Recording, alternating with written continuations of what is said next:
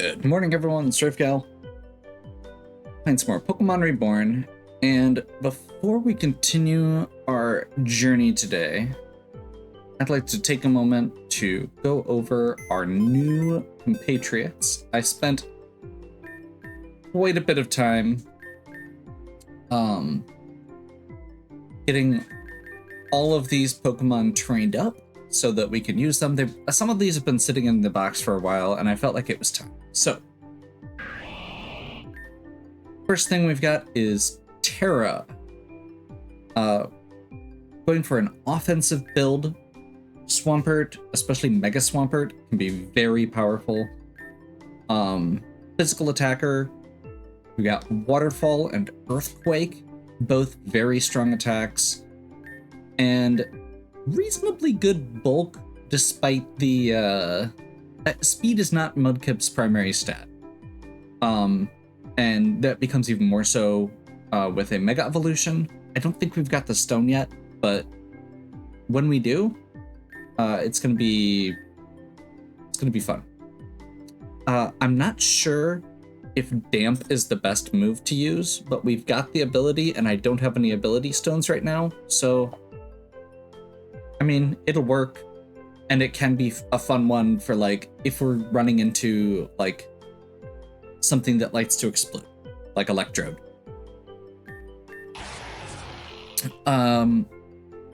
Big fella. So, Excadrill is extremely powerful. Very high attack. Ground Steel, and it gets boost to a bunch of its moves if it's in Sandstorm. Again, attack speed. Not the best moveset currently, but we'll work on it, and you know what? These will get us through for now. Theta. Theta as a Mantine is one of the ones that I was really not sure was gonna happen. I saw that and I was like, I've never used Mantine before. I can't imagine it being that great. I was very pleasantly surprised to see this. So, Mantine, it has very good physical, or very good defensive stats, especially special defense. So we're setting up Theta as a special wall.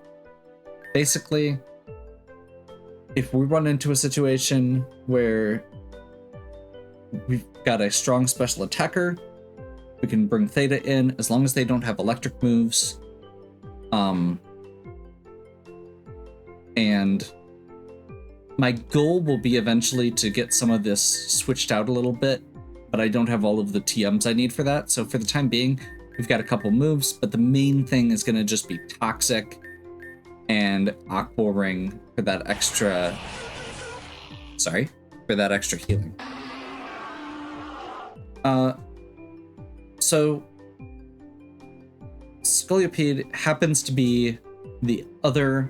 Everybody got 2 Pokemon that they requested, and Thetas were literally Mantine and Scolipede, and I was like, these aren't gonna come up, and I looked them up and they were both pretty good.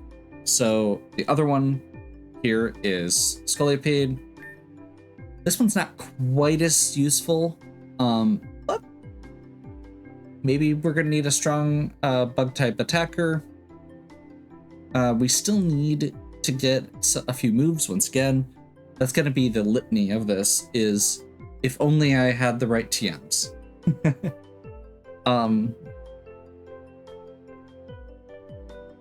Yeah. Has pretty good coverage moves with stuff like Stomping Tantrum, and Speed Boost, which is actually a very good ability. Raises its speed every turn. I may actually need to get... I know I need Poison Jab. That's one of the moves I want. But one of the things that I'm looking at for this is, I feel like Protect would be good, so that we can, or both for just because Protect is good. And also because it lets you stall out Toxic, and also because it lets you build speed boost. So yeah, some interesting possibilities there. This was, like I said, this is another one that I had never used before, and I was just like, oh, that's actually got good attack and speed. It's not amazing, but it gets some good coverage moves. Toucannon, LMY. This is one that I was almost the opposite problem. I remember Toucannon being really good from when I played Sun and Moon, and its stats aren't great. So I went with a kind of weird build here, going with an HP attack build. And the reason for that is primarily because of Beak Blast. Beak Blast goes late. It's a very interesting move, and it means that a lot of Pokemon that'll do contact moves are going to get burned, which is good. We've also got Skill Link, which makes it so that moves that hit 2 to 5 times hit 5 times. So that means that Bullet Seed and Rock Blast both do 5 hits every single time, making them effectively a 125 power move, which is really good. And it gives us coverage for grass and rock types that we normally wouldn't get. So yeah, I'm curious to see how this is going to work. Good coverage, really mediocre stats, but interesting build. And I'm curious to see where this goes. Like I said at the beginning, I will try and use all of these at least once. I can't promise that they're going to start becoming regulars, but I'll try to keep at least one Pokemon for each person in rotation. And considering that our other version of Ilonway is Talonflame, which is much stronger, that one's probably going to be sticking around, but we'll give Toucannon a shot. I can definitely see places where Toucannon would be useful, especially during exploration. I will also just say Bullet Seed. Having a good Bullet Seed user is really good for dealing with Pokemon that have Sturdy or Focus Sash. So I felt like that was a good, that will be a good place to use Ilonway. And again, things that use contact moves, especially like a fighting type Pokemon. Now, the normal typing there hurts a little bit, but Beak Blast, burn them, hit them really hard. If they survive, they're burned. And then you can follow up. We'll see how it goes. Drew.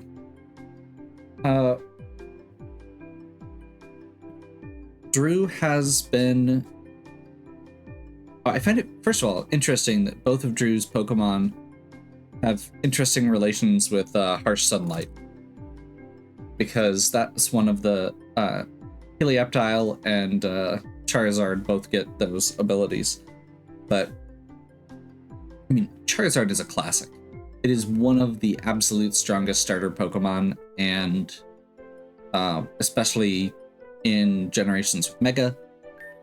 And its Mega form actually sets sunlight, and which is great with Solar Beam. We still need lots of moves here. This is one of those that, like, there just wasn't a lot of good options. But you know what? Flamethrower with good stats goes a long way. Ben. So this is another interesting one. Delphox is... So Magician's not great as an ability. I'll probably be trying to switch that out, but we've got Heat Wave, Psychic, Will-O-Wisp, and Psychic Terrain. I'm actually planning on trying to keep Fen. So Heat Wave is a multi-target move, whereas Flamethrower is a single target move. They're both good in different ways. I feel like Fen is going to be more, is being Fen set up to be able to do multi-battles will be good. With Will-O-Wisp and Psychic Terrain as kind of this backup, and Psychic for coverage. Delphox is putting Delphox right next to Charizard feels a little unfair, but does have higher special attack even if speed is lower. Fortunately, speed matters a lot in this game. But the typing coverage could also be really important. New version of Shorty Fury, Milotic. I need to replace that splash. I just realized that was there. That can probably be just about anything. This is another very bulky Pokemon. There's several of these in this set. I've talked multiple times throughout this about my love of bulky Pokemon, and Milotic is amazingly good at what they do. I think I'm going to replace that splash with either Protect or Substitute if she can get it. But yeah, Surf is going to be Scald eventually. We've got Toxic as an option. We've got Recover just as a good way to get healing, and tons of hit points. Very good defensive stats. Technically, one of their other abilities is Marvel Scale, which might be better here. But again, I don't have any ability stones right now. So I went ahead and just left it, and competitive isn't bad. And actually, especially until we get Scald, could be very useful as a way to just power out that last little bit of defense. Tessara. So, Tessara has been a couple different ice types. This is the third. This is one of the ones they actually requested, though. And Weavile is really, really good. This is, again, Weavile and Excadrill kind of fit that same kind of niche of very strong glass cannon attackers. And with very interesting attack types and coverage moves. So, I don't have everything that I want, but this is definitely good enough for the time being. Ice Shard is a great move just because it is priority, finishes somebody off. Ice Punch is strong ice type move. It can be very good for coverage, very good for taking out something. This is going to be something we want to bring in against Garchomp or Flygon, those big dragons that are 2 or 4 times weak to ice. Tessara is going to be great there. Also, another strong dark attacker.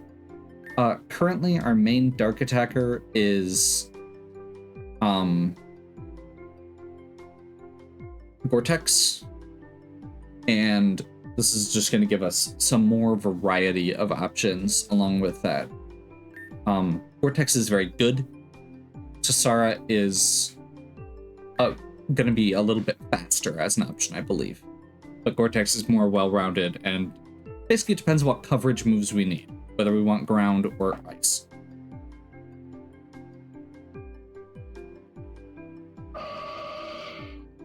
Okay.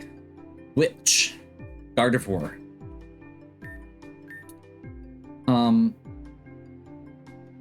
I need to get that nature changed, but Gardevoir is not the best offensive sweeper because of its low speed, but it doesn't have bad speed. It's just not as good as other things. It has very good special attack, And with Psychic and Fairy, it has very good coverage moves.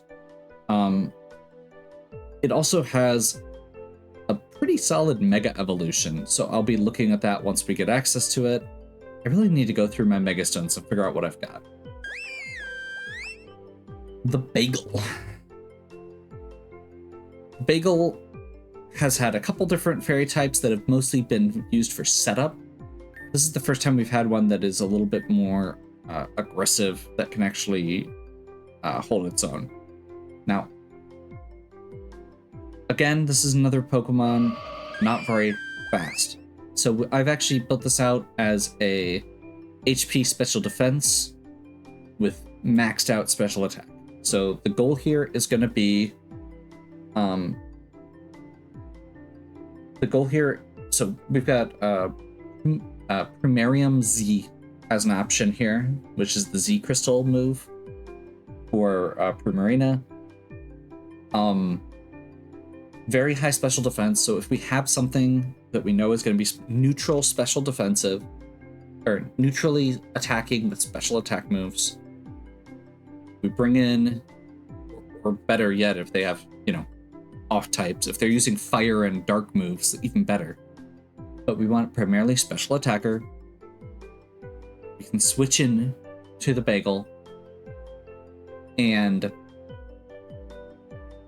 if as the Bagel gets hit, has enough health and defense to get into that torrent range where water type moves get boosted when he's at low HP.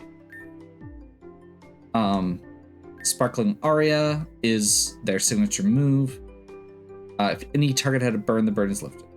Interesting. I'm not sure exactly how that works in this, but I think the basic idea is, so if anything on the field has a burn, can put it out, so we can get rid of our own burns that way. Icy Wind, speed control, hits both of the enemy Pokemon with ice and lowers their speed. Very good move. Moonblast, this is a water fairy type. This is same type attack bonus. Very powerful attack. And then currently Perish Song, we'll get that switched out to something else once I get better TMs. Nutbrand, this is another new one. They put Umbreon down. I've had this Umbreon sitting in my box for quite a while, and I've talked a bit about other Pokemon on this list having good defenses, and I'm pretty sure some of their high numbers were on point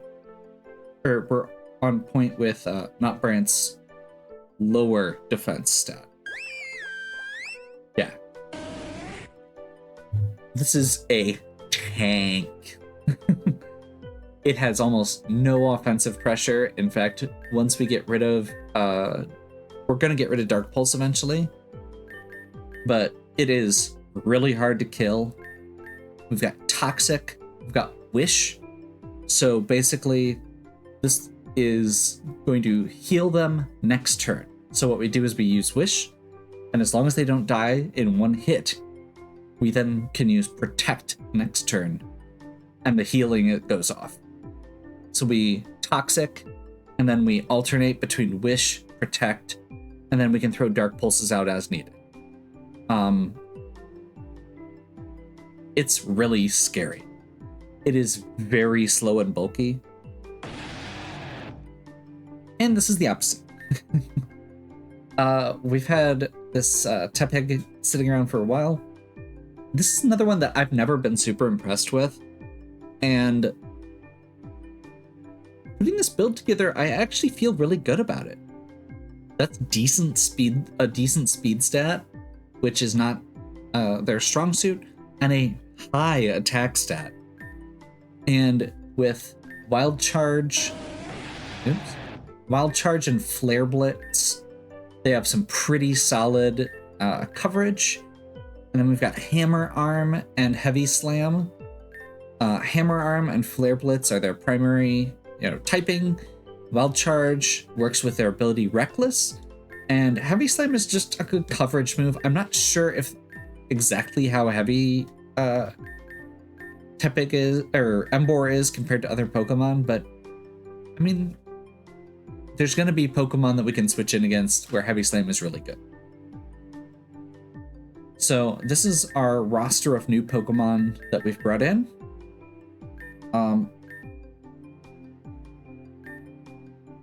At this point, I've got...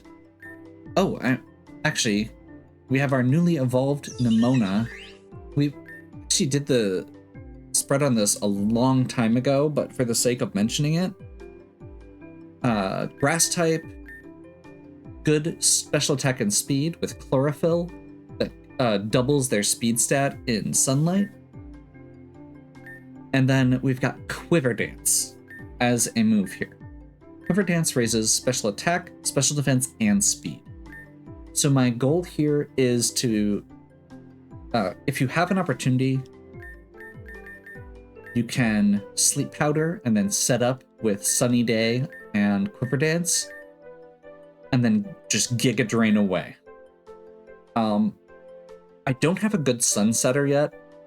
That's one of the things I'm going to be looking at, because I do have several Pokemon now where Sun might be a good weather choice.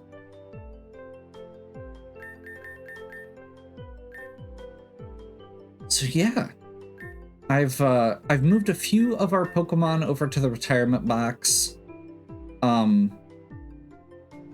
They may still come back out, but these versions of these Pokemon are going to be taking a back seat.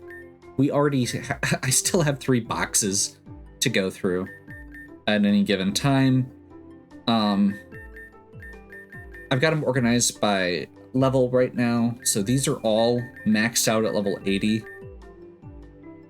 I had to farm a lot of candies to get these Pokemon into the right range, and in the process of earning those candies, I maxed out several other Pokemon and used some candies just to max a few out. Yeah, I'm feeling very good about everything we have. I'm probably going to be doing a little bit of math just to see what our type coverage looks like, to see what else we might need, come up with some to organize some new strategies. But that'll be for later. I just looked down at the time and realized how long this video's been going. So I am going to release this as a standalone, like a separate video, rather than try to continue on, tack it on at the end of this. So I'll label this, and hopefully those that are interested watch it, and those that aren't interested don't. Like I said, we've got a lot of Pokemon available here. Oh, that was one thing worth mentioning. I was planning on leveling up Sableye. However, Sableye, I need that. I need the ability change to Prankster for them to be useful, and I need ideally to have the Mega Stone to just get that further coverage. So we're gonna hold off on Sableye for now. We did plenty. We did plenty. And we already have several Prankster type, or we already have a couple Pranksters. We have good setters for different status effects. I think we're okay. I still have this whole box. Speaking of Pranksters, we have Klefki down here too. We still have this whole box of Pokemon that I might be looking at. Ninetales, non-Alolan Ninetales being one of them, since it gets Drought, which is Sun. But there are just a few others like Rotom. I mean, everything in this box are things that I was like, I might want to use that at some point. Friend Guard on Clefairy. Bronzor can be a really good setter for Trick Room. As can Oranguru.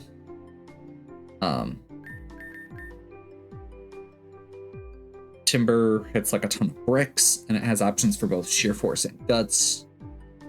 Yeah, there's a lot of interesting stuff over here that might come up, but I think for the time being, we've got pretty good coverage. So, hope you enjoyed this now bonus episode. If you did, please give me a like and subscribe. If you enjoyed episodes like this and you want me to spend more time going into detail, let me know in the comments on this one. I'm really curious to see what the metrics look like for this one. And as always, have a good one. We'll catch you next time.